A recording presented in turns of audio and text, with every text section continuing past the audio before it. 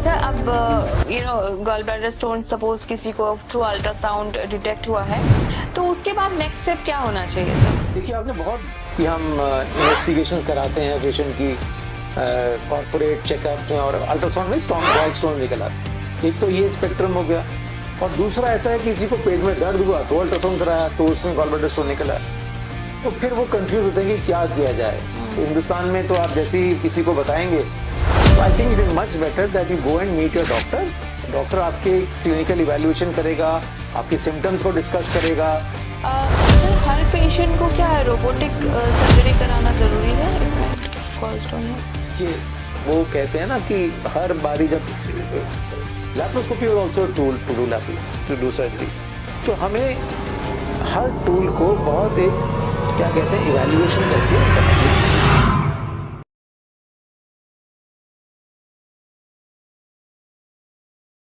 Hi everybody, आज हम लोग चल पड़े गंगाराम हॉस्पिटल और आज हमारे गेस्ट है डॉक्टर सुधीर कलाल। चलते हैं बात करते हैं डॉक्टर सुधीर से। तो आज हम एफसीआर ग्रुप में फिर एक और एक्साइटिंग पॉडकास्ट लेके आए हैं और जैसे सर का इंट्रोडक्शन हमने पहले ही किया था तो sir welcome to our show in FCR group. तो सर आपके बारे में तो बहुत सुना हम लोगों ने एंड आपने तो मेरे ख्याल से 40,000 से अबव सर्जरीज कर रखी है सर, है ना? तो सर कुछ बताइए, हाउ वाज योर एक्सपीरियंस? आपका एक्सपीरियंस कैसा रहा? I think you have operated in celebrities also, so overall sir थोड़ा सा हमें इनसाइट बताइए। देखिए, I would say that my journey laparoscopic surgery has been very exciting because when you are the innovator, I mean you're the first ones to start. I remember my journey in the early 90s when we started laparoscopic surgery. कोई यहाँ training centre नहीं था, कोई आपको guide करने वाला नहीं था। तो I had gone to places like Singapore and America and Germany and Japan to learn the skills of laparoscopic surgery. तब इंस्ट्रूमेंट्स नहीं थे, तो हम इंस्ट्रूमेंट्स अपने आप डेवलप कर रहे थे कंपनी वालों के साथ मिलके। हर केस चैलेंजिंग होता था, बट लैप्रोस्कोपी के एडवांटेजेस इतने थे कि soon it became popular and it forced everybody to adopt it. देखिए, उससे पहले मैं सफदरजंग हॉस्पिटल में था, हम सारी सर्जरी चीरा लगा के करते थे। मतलब जो उसमें आप देखिए कि मरीज एक महीने के लिए बेड रिडन होते थे और फिर जब लैप्रोस्कोपी का हमने एडवांटेज देखा कि 5 मिलीमीटर के छेद से और अगले दिन मरीज घूम रहा है, 3-4 दिन में अपने ऑफिस वापस ज्वाइन कर गया।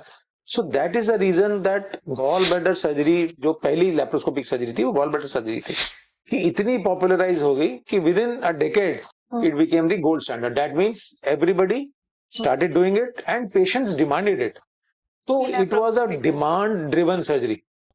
जो सर्जन नहीं भी लैप्रोस्कोपिक सर्जरी कर रहे थे उनको भी फोर्स हो गए कि लैप्रोस्कोपी उन्हें सीखनी पड़ी। तो हमारे पास सेंटर में बहुत लोग ट्रेनिंग के लिए आते थे। मैंने हजारों डॉक्टर्स को ट्रेन किया है लैप्रोस्कोपिक सर्जरी के लिए और आगे जाके अपने अपने सेंटर में लैप्रोस्कोपी करे। I think it has been a very very exciting journey and क्योंकि आप पायनियर थे तो आपके पास बहुत सारे सो कॉल्ड सेलिब्रिटीज भी आते हैं, कुछ जजेस आए, कुछ पॉलिटिशियंस आए, कुछ और they have their own way of handling. आपको पता ही है उनको कैसे हैंडल करना होता है। प्रेशर भी परफॉर्मेंस का होता है, but with experience you learn how to handle them. Sir अब गॉल ब्लैडर स्टोन सपोज किसी को थ्रू अल्ट्रासाउंड डिटेक्ट हुआ है तो उसके बाद नेक्स्ट स्टेप क्या होना चाहिए सर? देखिए, आपने बहुत एक वैलिड और रेलेवेंट क्वेश्चन पूछा है मुझसे कि किसी के अल्ट्रासाउंड में रूटीन आजकल बहुत कॉमन है कि हम इन्वेस्टिगेशंस कराते हैं पेशेंट की कॉर्पोरेट चेकअप में और अल्ट्रासाउंड में गॉल स्टोन निकल आते हैं। एक तो ये स्पेक्ट्रम हो गया और दूसरा ऐसा है किसी को पेट में दर्द हुआ तो अल्ट्रासाउंड कराया तो उसमें गॉल ब्लैडर स्टोन निकला। तो फिर वो कंफ्यूज होते हैं कि क्या किया जाए। तो हिंदुस्तान में तो आप जैसे ही किसी को बताएंगे हर आदमी वो कहते हैं कि चाहे क्वालिफाइड है अनक्वालिफाइड है वो अपना ओपिनियन देगा। अलग-अलग अल्टरनेट दूसरा क्या है कि जो स्टोन्स हैं वो लोग रियलाइज नहीं करते कि गॉल ब्लैडर स्टोन्स हैं और किडनी स्टोन्स है। Urinary tract stones and gall bladder stones are two different entities and दोनों को ट्रीटमेंट करने का अलग अलग तरीका है।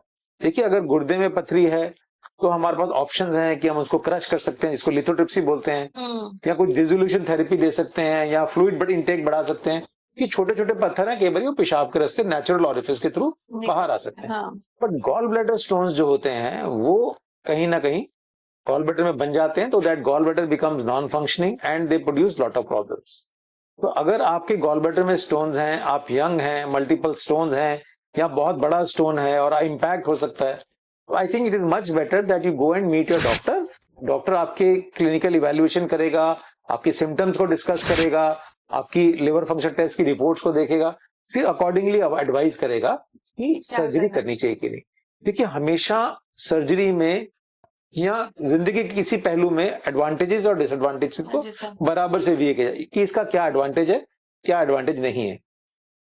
आज से 40 साल पहले जब गॉलब्लैडर सर्जरी चीरा लगा के होती थी, तब लोग कहते थे operate only when required, because disadvantage इतना बड़ा था कि पेट काटना पड़ रहा है, 2 महीने के लिए मरीज घूम नहीं सकता, स्कार आ गया, हर्निया बन गया. तो बट आज laparoscopic surgery has simplified things. Surgery does not last more than 10-15 minutes. 2 घंटे के बाद मरीज घूम सकता है. 24-48 घंटे में पेशेंट अपने काम पे वापस जाता है. तो ऐसे में हमारा threshold for doing laparoscopic surgery has come down. And हमने क्या देखा है कि जो लोग नहीं सर्जरी कराते, आगे जाके कहीं उनका स्टोन बाइल डक्ट में चला जाता है, जॉन्डिस हो जाता है, या छोटे छोटे स्टोन जाके पैंक्रियास के फंस जाते हैं तो पैंक्रेटाइटिस हो जाता है. और ऑफ लेट जो सबसे वरीसम चीज है, long standing gallbladder stones can lead to cancer of the gallbladder. Is it? Yes. And cancer of the gallbladder is one of the worst cancers to have, and the life expectancy after a patient is diagnosed with cancer gallbladder is less than 5 years. Oh my. So it's a dreadful disease to have.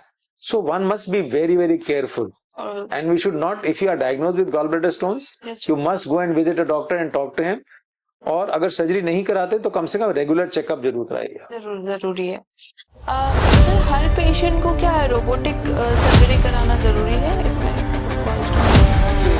वो कहते हैं ना कि हर बारी जब चीजें evolve होती हैं, नई नई चीजें आती हैं, तो एक्साइटिंग टाइम लगता है. हर आदमी को लगता है कि रोबोट क्या है. रोबोट एक टूल है, एक सर्जन के लिए टूल है टू डू सर्जरी.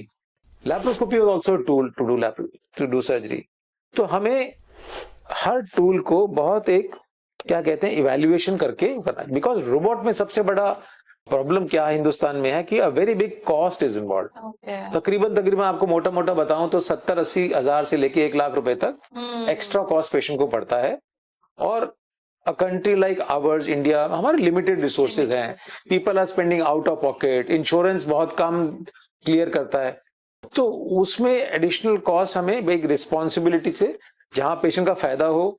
कई सर्जरी ऐसी हैं, जैसे मैं आपको एग्जांपल देता हूं कि रोबोटिक प्रोस्टेटेक्टमी है कैंसर प्रोस्टेट के लिए, या एड्रिनल सर्जरी है जहां पे हमें वैसे पहुंचना मुश्किल है या सूचरिंग करना मुश्किल है, तो वहां पे रोबोटिक एडवांटेज है.